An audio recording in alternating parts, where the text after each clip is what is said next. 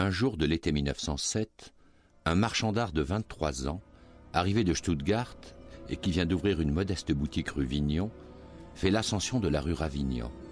Il se nomme Daniel-Henri Kahnweiler.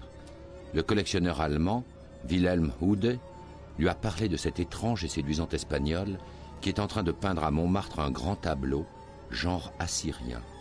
Et cette promesse d'une nouvelle Ninive au flanc de la butte intrigue suffisamment Kahnweiler pour qu'il ose descendre l'escalier du bateau Lavoir jusqu'à l'atelier de Picasso.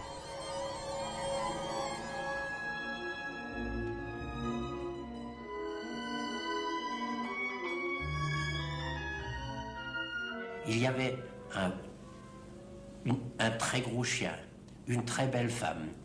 Il y avait des toiles roulées ou sur châssis qui traînaient partout, des dessins qui traînaient sur un canapé défoncé. Il y avait un poêle à côté duquel les cendres s'accumulaient en lave, et il y avait ce grand tableau qui a été le point de départ du cubisme des demoiselles d'Avignon. Déshonorer une grande partie de notre intelligentsia. Ce que je voudrais faire comprendre, c'est l'époque admirable que cette époque a été pour nous, d'exaltation juvénile, de mépris des ennemis.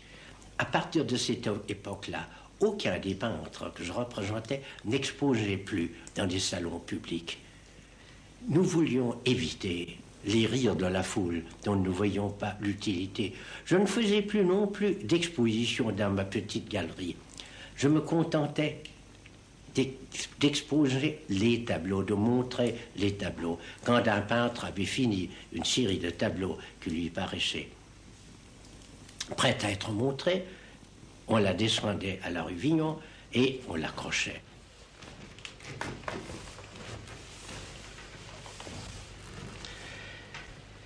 Il me paraît certain que si le cubisme a eu l'importance que je lui accorde, il fallait que ce ne soit pas un phénomène limité à la peinture.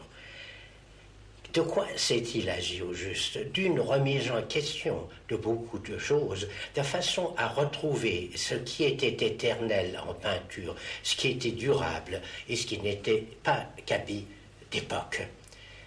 Il me semble bien que dans les autres arts, la même chose s'est passée. En musique, non pas en France, mais dans un pays qui suit la musique même, à Vienne, ce qu'on a appelé depuis les atonalistes, Schoenberg, Berg, Webern ont certainement accompli quelque chose d'analogue à ce que les peintres cubistes ont accompli. 2 août 1914.